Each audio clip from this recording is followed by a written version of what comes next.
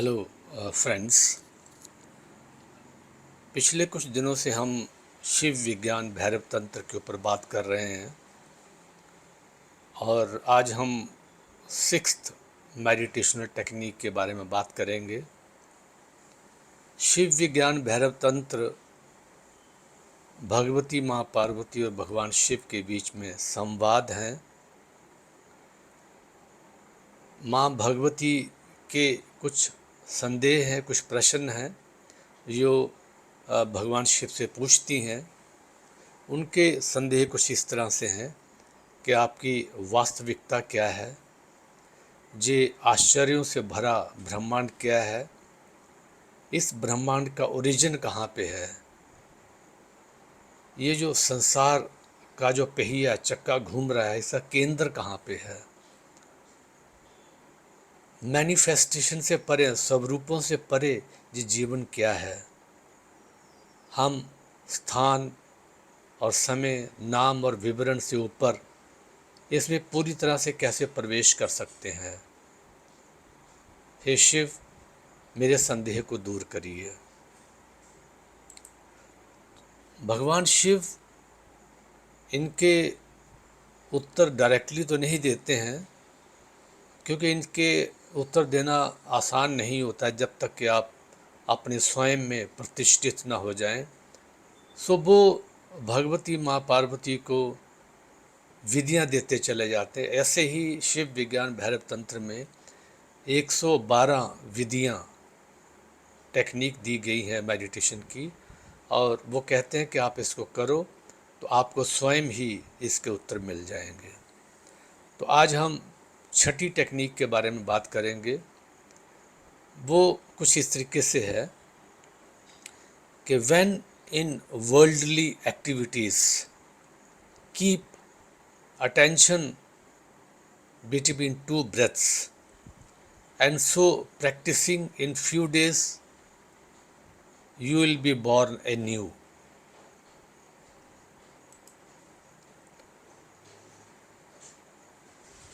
तो इसका हिंदी रूपांतर ये है कि जब आप सांसारिक गतिविधियों में हों तो दो सांसों के बीच ध्यान रखें, भूल जाएं श्वास प्रश्वास, बीच बीच में ध्यान रखें। एक सांस आई है, लौटने से पहले और बाहर निकलने से पहले वहाँ पे एक अंतराल है। एक सांस बाहर चली गई और इससे पहले कि इसे दोबारा लिया जाए फिर एक अंतराल आता है। तो भगवान शिव कहते हैं कि जब आप सांसारिक गतिविधियों में आप हों तो दो सांसों के बीच में आप चौकस रहें, आप जागरूक रहें। इसका अभ्यास करेंगे तो कुछ ही दिनों में आप नए सिरे से जन्म लोगे। इसमें ध्यान देने वाली बात यह है कि सांसारिक गतिविधियों में जो भी आप कर रहे हो, अगर अपना ध्यान आप दो सांसों के बीच के अंतराल पर रखें तो आप कुछ ही दिनों में अपने आप में प्रतिष्ठित हो जाओगे। लेकिन इस तरह की एक और टेक्निक है अंतराल वाली जो भगवान शिव ने बहुत पहले दी है। उसमें और इसमें एक फ़र्क है कि इसमें आपको जो सांसारिक गतिविधियाँ उसमें आपको लीन रहना, वो आपको करते रहना है, लेकिन आपका लगातार ध्यान दो सांसों के बीच में जो अंतराल है वहाँ पे देते रहना है। तो इस अभ्यास को तभी करना है जब आप सांसारिक गतिविधियाँ कर रहे हो। होता यह है कि गतिविधियाँ जो होती हैं वो मन को विचलित करती हैं। गतिविधियाँ बार बार आपका ध्यान आकर्षित करती हैं। सो इसमें आपको विचलित नहीं होना है। आपको जो अंतराल है, जो अंतर है दो सांसों के बीच में, वहाँ पे स्थिर रहना है। गतिविधियों को रोके नहीं, गतिविधियों को जारी रहने दें। और अब आपके अस्तित्व की दो परतें होंगी, एक करने वाली और एक होने वाली। जो आप सांसारिक गतिविधियाँ कर रहे हैं वो आप कर रहे हो, और दो सांसों के बीच में जब अंतराल को आप लगातार जागरूक होकर देखते हो, तो ये आपका होना है। तो आपकी दो तरह की दुनिया हो जाती हैं, एक करने वाली दुनिया और एक होने वाली दुनिया। जो गतिविधियां वो परिधि पे चल रही हैं, वो आपके सरकमफ्रेंस पे चल रही हैं, और बीच में आप परिधि पे भी अपनी एक्टिविटी कर रहे हो और आप सेंटर पे भी हो।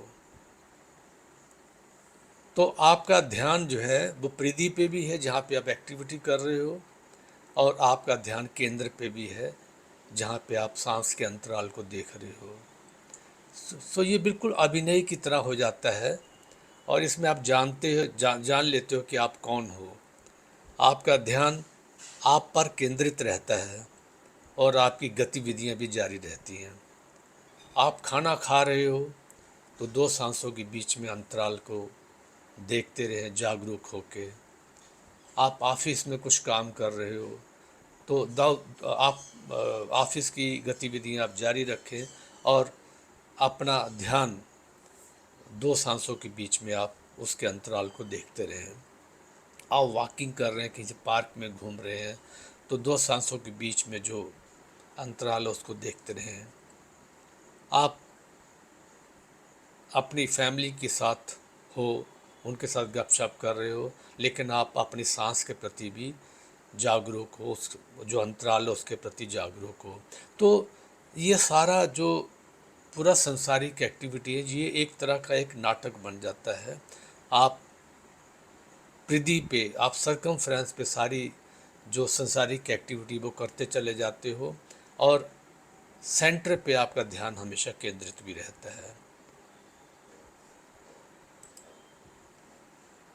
इस पद्धति का अगर अभ्यास किया जाए तो आपका पूरा जीवन एक लंबा नाटक बन जाएगा, और इस अभिनय करने वाले अभिनेता की बहुत सारी भूमिकाएं होंगी, लेकिन लगातार आप अंतराल पर केंद्रित भी रहोगे। लेकिन नॉर्मली क्या होता है कि हम अंतर को भूल जाते हैं। सो आप बेसिकली भूमिका ही बन जाते हो, तो फिर ये कोई नाटक नहीं हुआ, तब तूने इस जीवन को नहीं समझा। ये जीवन एक एक भूमिका है, इस ये हिस्सा है जो आपको दिया गया है। ये आपके समाज ने, परिस्थितियों से, संस्कृति से, परंपरा से, देश से, परिस्थितियों से जी आपको एक भूमिका दी गई है, और तुम उस भूमिका को निभा रहे हो। अगर तुमने इस भूमिका से अपना तादात्म्य स्थापित कर लिया, अगर आप उसके साथ अटैच हो गए, तो फिर आप अपने आप को उस सेंटर पे आप एस्टेब्लिश नहीं हो पाओगे। तो ये उस तादात्म्य को तोड़ने के लिए, उस इस स्थिति को तोड़ने के लिए कि आप अपनी पहचान से रूबरू हो सकें, जो उसके लिए ये तकनीक है। भगवान कृष्ण महानतम अभिनेताओं में से एक थे। उनका पूरा जीवन ही एक नाटक रहा, और वो हमेशा सेंटर पे रहे, अपने अस्तित्व में रहे, सेंटर पे रहे, केंद्रित रहे, और बाहर वो कई भूमिकाएं निभाते रहे। तो उनका जीवन ही पूरा खेल था। वे कई खेल खेल रहे थे, लेकिन बिल्कुल गैर गंभीर होते हुए। सो ये तकनीक, जो छठी तकनीक है जी, आपको आपके जीवन को एक साइको ड्रामा बनाने के लिए, सिर्फ एक नाटक तुम हो, और दो श्वासों के बीच में अंतराल पर केंद्रित हो, और जीवन चलता रहता है पृथ्वी पर। अगर आपका ध्यान है केंद्र पर, तो आपका ध्यान वास्तव में पृथ्वी पर नहीं है, ये सिर्फ उपध्यान है। ये बिल्कुल आपके ध्यान के निकट कहीं घटित होता है। यदि आप इस छठी तकनीक का अभ्यास करते हो, तो आपका संपूर्ण जीवन ऐसा होगा जैसे कि ये आपके साथ नहीं हो रहा है, जैसे कि ये किसी और के साथ हो रहा है। सो इस टेक्निक को करिए जब भी आप संसारिक एक्टिविटीज़ में हो, संसारिक गतिविधियों में हो, तो अपना ध्यान 2 सांसों के बीच में अंतराल पर लेते रहिए।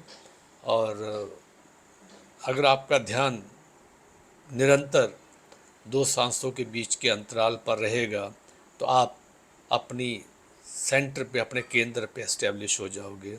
और फिर जो कुछ भी आपकी लाइफ में हो रहा वो एक नाटक की तरह होगा, और आप संपूर्ण जीवन भी जियोगे बगैर उससे अटैच हुए, और अपने केंद्र पर भी एस्टेब्लिश हो गए। तो इस विधि को करिए, ये बहुत अच्छी विधि है, और ये आपको आपके रियल सेल्फ पर केंद्रित कर देगी, और आपका एक पुनर्जन्म होगा। धन्यवाद। Please do subscribe my channel, share, like and comment. और अगर आपको लगता है कि कोई आपका डाउट है, या कोई आप चाहते हो कि मैं आपके लिए वीडियो बनाऊं, तो please let me know, I will make it for you. Thank you so much.